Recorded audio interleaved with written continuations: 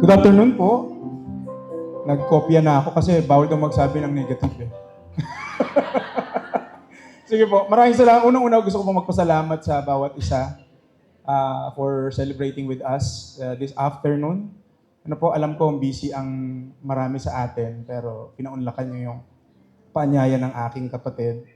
Salamat po sa mga parents, kay Mami, kay Daddy, at sa parents ni Marion for allowing them to get married. Salamat po. At ano pa ba? Si Ren muna. No? Si Ren po ay siya yung bunso sa aming magkakapatid. At ang natatandaan ko sa kanya, special siya. Kung kami lahat ng magkakapatid nakaranas ng hirap, siya po hindi, exempted siya. Kasi siya ay, kumbaga, binubuhat, pagkain namin, ibibigay namin, ganun siya ka-special.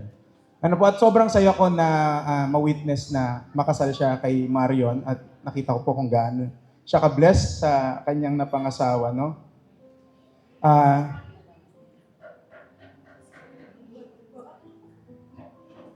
Ang isa pong maipapangako ko sa magulang at ni Marion at kay Marion, ang akin pong kapatid ay napaka mapagmahal na kapatid. Minsan may misinterpret siya, pero sobrang mapagmahal siya sa amin, sobrang maalalahanin. Ang isa pong hindi ko makakalimutan, hindi ko siya nire-require. Hindi ko yan nire-require na sila daddy ay isupport niya. Dahil ako yung panganay, hindi ko yan nire-require mag-support. Walang nagre-require sa bawat isa sa amin. At nababalitaan ko na lang, kahit walang sakit nanay at tatay ko, pinapa-check up niya regularly. Nag-invest siya. Nag-spend siya ng money sa aking mga magulang. Dinidate niya. At yun po ang aking pinagpapasa. Kasi po ako ay naka-base ngayon sa Cebu. Ako ay sobrang masaya dahil may kapatid ako na nag-aalaga sa aking mga magulang. At yun po, ang kalakaran sa family namin, tulungan talaga. Ang nagpaaral po sa kanya ay, hindi. Ako yung unang nagpaaral. Eto, ibubuko ko siya. No? Bawal Ang nangyari po, pinag-aral lang ako ng kamag-anak namin. At ang sabi niya sa akin, wala kang utang sa akin, pero dapat pag-aralin mo yung mga kapatid mo. So ako po, nung nagpaaral ng kapatid, may rule ako. Ang rule ko, bawal mag-boyfriend. Kasi nung college ako, bawal din ako mag-boyfriend eh. So, kaya po, bawal siya mag-boyfriend, pero medyo, dahil bunso, favorite ng nanay at tatay, inalaw na mag-boyfriend kasi Christian naman yung boyfriend niya. So ako po, medyo strong. Sabi ko, sige, di kita pag-aaralin. Alam niyo po kung sino nagpaaral sa kanya? Yung isa naming kapatid. Bakit ako nagkikwento doon? Siya naman po, kinasal yung kapatid namin, siya yung gumastos ng malaki.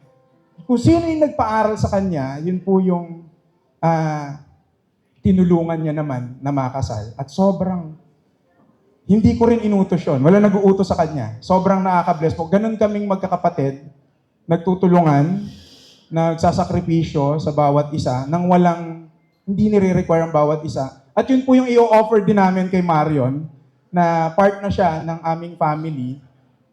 Kung ano po yung treatment namin sa aming kapatid, ay yun din po ang aming ititreat. Yun din po ipinapangako namin na ibibigay sa kanya.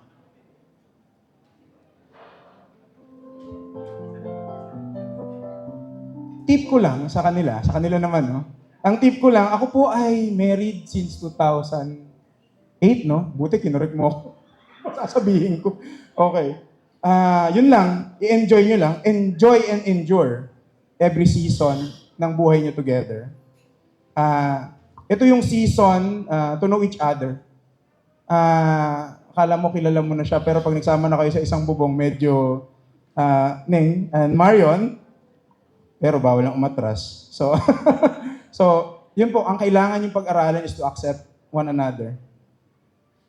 Yung season na ito ng marriage ay ang masaya po. Na-experience ko yung season ng marriage namin, nakasama ko yung magulang ko sa bahay. At na-experience ko rin yung hindi.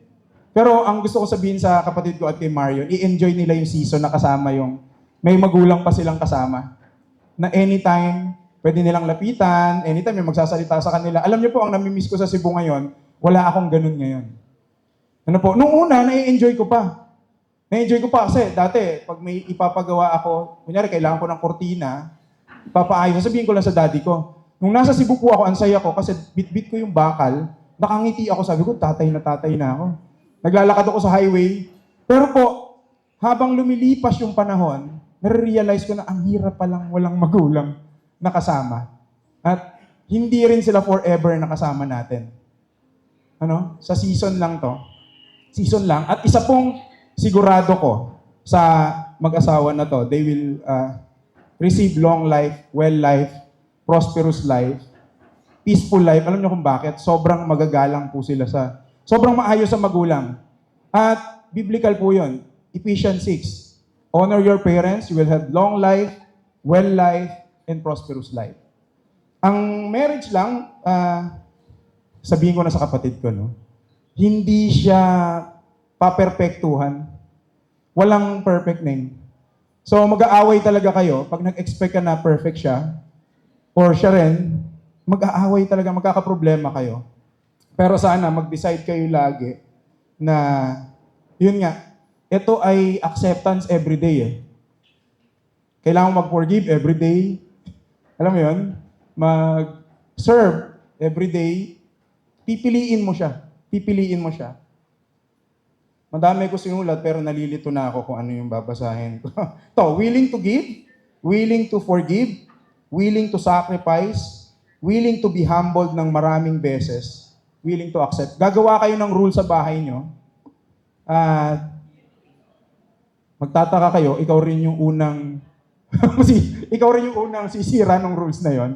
May ginawa akong rules po. Kwento ko lang dito para tatawa ka pag nag-rule. Ang rule namin sa bahay ng aking misis, walang lalabas kapag nag-away. Kasi nung girlfriend ko pa si Ruth, tuwing mag-aaway kami, lumalayas, maalis yan. So nagpakasal na kami, bawal lumabas. Kaso po, ako yung unang nag-violate. Ako yung unang nag-violate na, so naasar ako sa, mahirap palang kasama yung kinakaasar mo. So umalis ako, para hindi ko siya makita, nagpamassage ako ng 1 oras, pina-extend ko 2 oras, masakit na yung likod ko, hindi pa rin siya nagsusorry sa akin, hindi pa rin siya nagte-text sa akin. So madaling araw na, naglalakad ako sa kalsada. Sa mag-hotel ba ako? So mga 3 a.m., nasa Jollibee ako, tinawag ko yung kaibigan ko, samahan mo ako.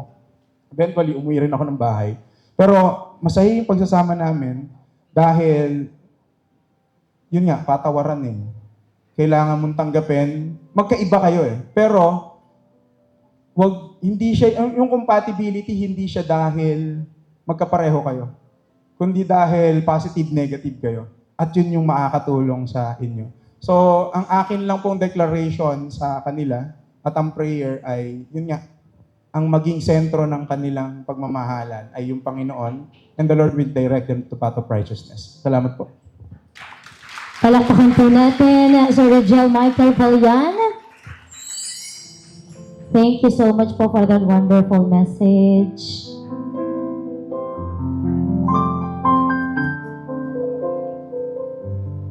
Again, thank you very much po. And